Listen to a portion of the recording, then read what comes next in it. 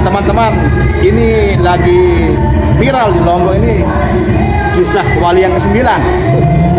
Apa asal muasalnya kok terkenal sekali kisah ini?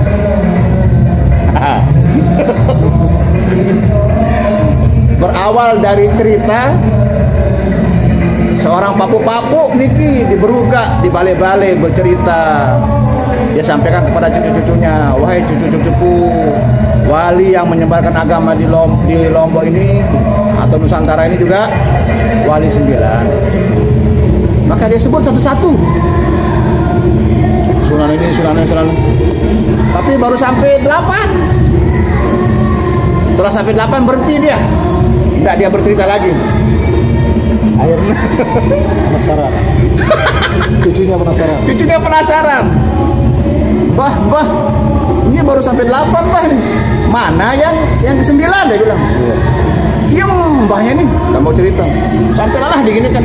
Bah, tanggal 1 ini baru 8 walinya. Siapa wali yang 9? Masya Allah. Langsung mbahnya bilang gini.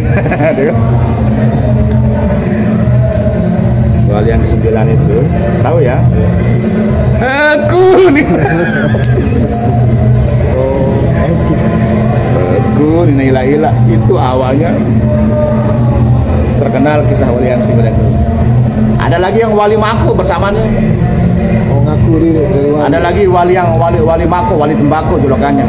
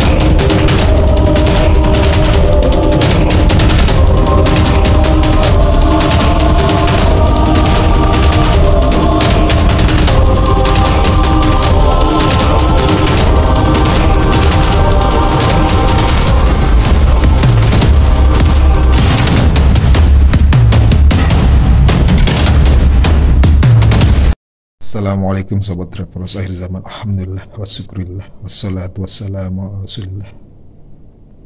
Kali ini biiznillah Al-Fakir akan bermuzakarah.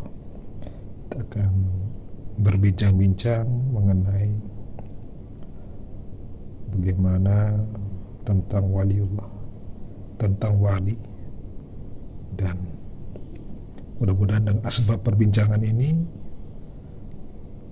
mengesankan hati kita, dan sebagaimana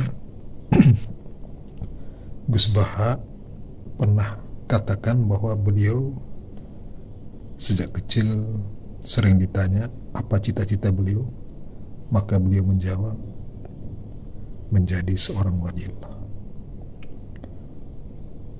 Insyaallah semoga dengan muzakarah ini, dengan kita bincang-bincang ini, memberikan kita semangat untuk semakin mendekat kepada Allah SWT, juga ditambah dengan keadaan di akhir zaman ini yang sudah nampak berbagai macam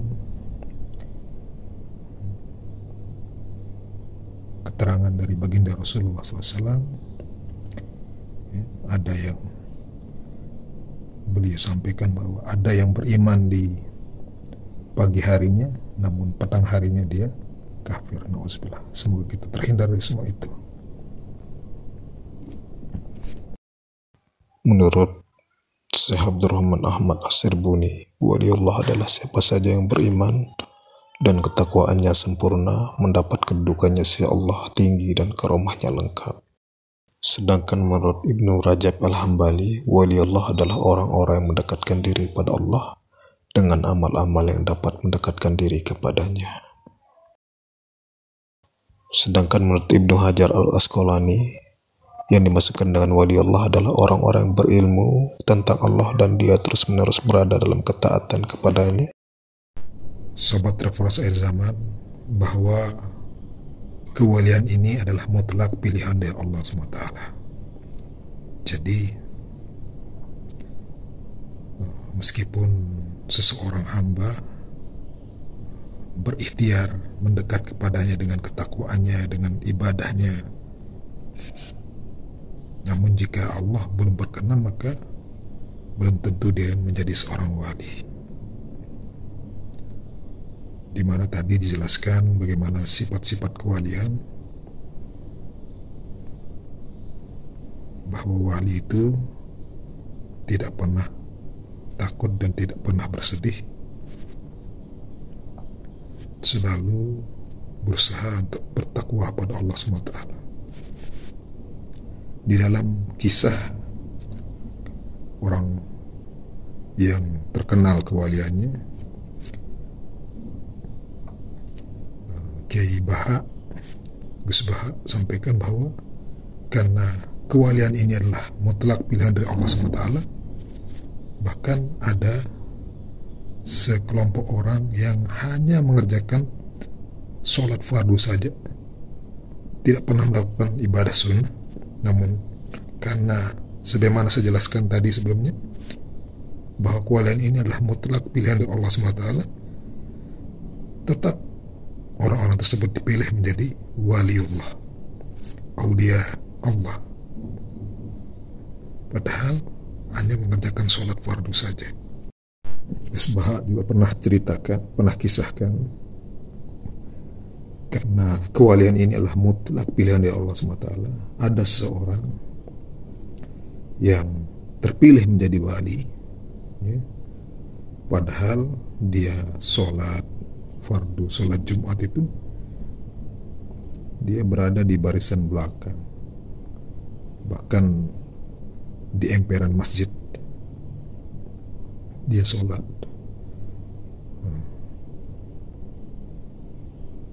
Maka ditanya, ada seorang waliullah juga, dia heran, beliau merasa heran kenapa orang ini terpilih menjadi wali.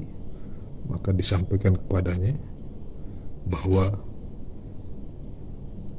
dia terpilih menjadi waliullah karena rasa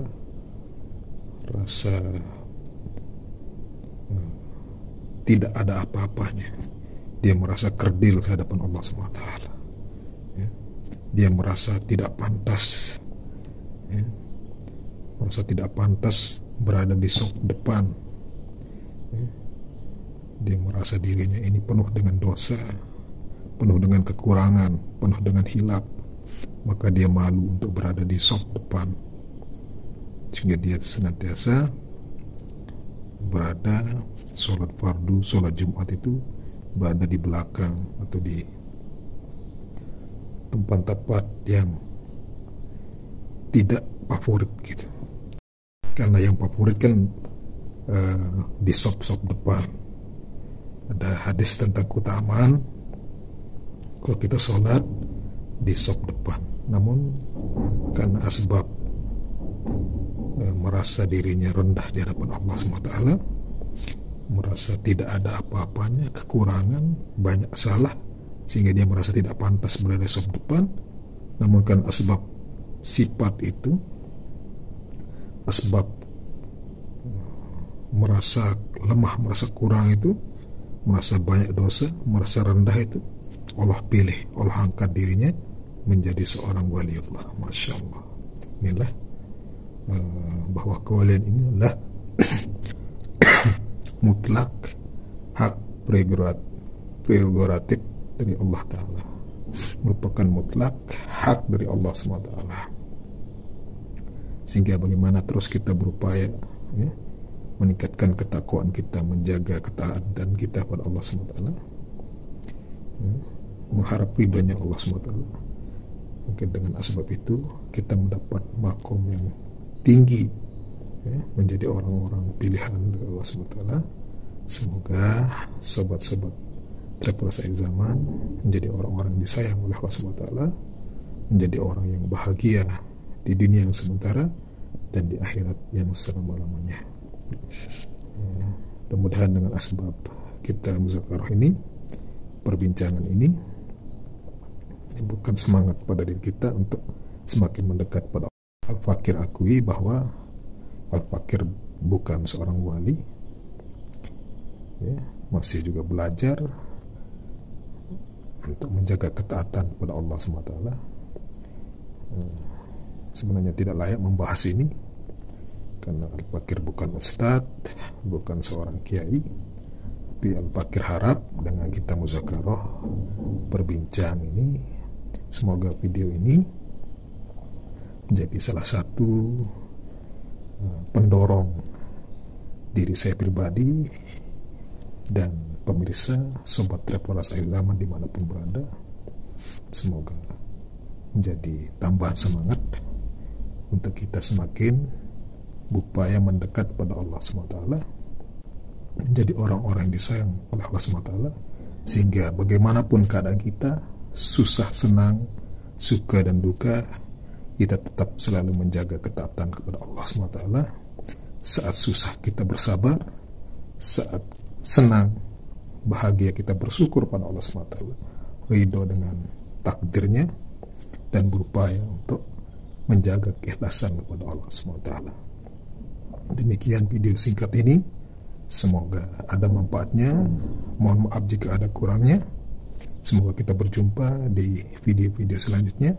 Saya Al-Fakir Travelers Akhir Zaman mengucapkan wassalamualaikum warahmatullahi wabarakatuh.